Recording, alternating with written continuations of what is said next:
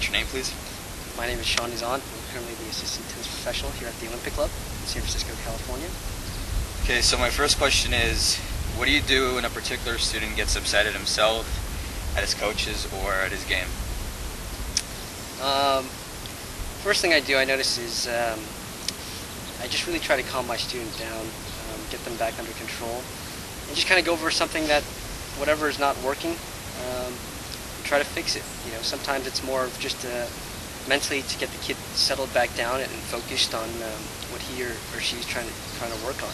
And sometimes it doesn't always go right, you know, and unfortunately that's just the way the game is, you know. So we just try to go back to basics. I think that's the real key, is going back to basics and just breaking it down step by step.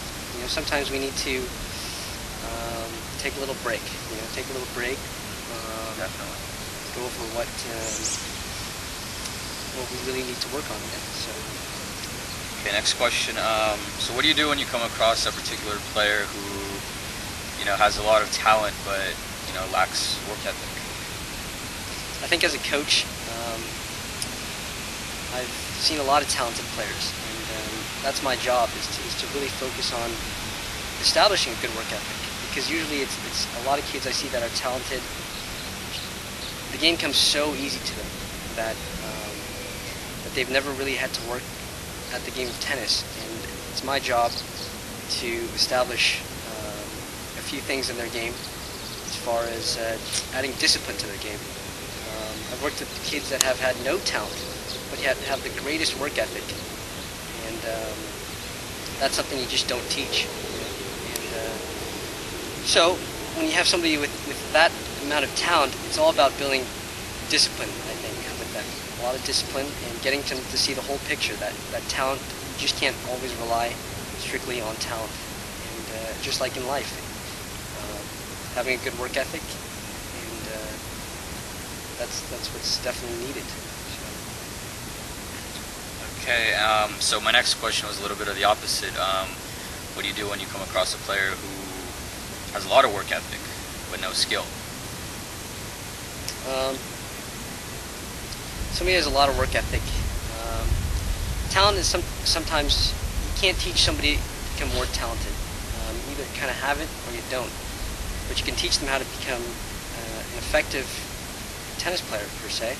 They naturally have a great work ethic. So when somebody has a great work ethic, it's a great thing to work with them. You hope they see the big picture as far as developing some type of shot. Maybe it's a forehand or a serve, or becoming a little bit more mentally tougher. You know, a good work ethic is a great intangible to have, and not a lot of people have that.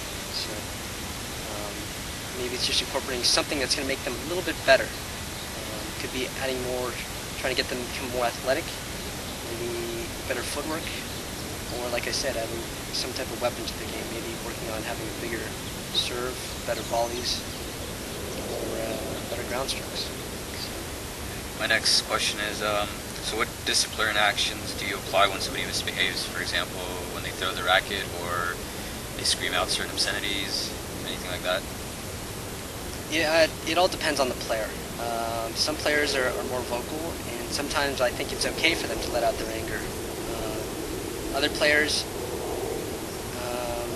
need a little more discipline. If I see them throwing their racket, then you know, we have to sit down and talk about that. And that's just not allowed, because when that happens in the match, that could easily be a point penalty, or your opponent sees that you're frustrated, and it kind of shows mentally that you're just not capable of hanging in there. I've had players where I thought it was okay if they vocally screamed out and let it go and got it out of their system. So, like I said, it all depends on who I'm working with and what we can get out of that. So there's no real right or wrong.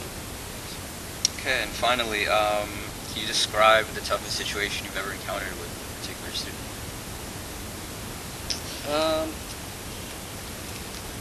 I think the biggest thing that I've had that would be difficult is trying to get them to see the big picture. As a coach, you always want to obviously try to make your players better, but trying to relate my ideas and all the experience that I've had in this game as a player and now as a coach, is trying to relate my ideas to the player. And sometimes I think the biggest mistake is when a kid doesn't listen to you for some reason, and you have all this knowledge of what's happening, and you try to express why, it's a big thing for them to listen, and then you go out and see them, and it happens to them in a match, and that one thing that you told them that was going to happen happens.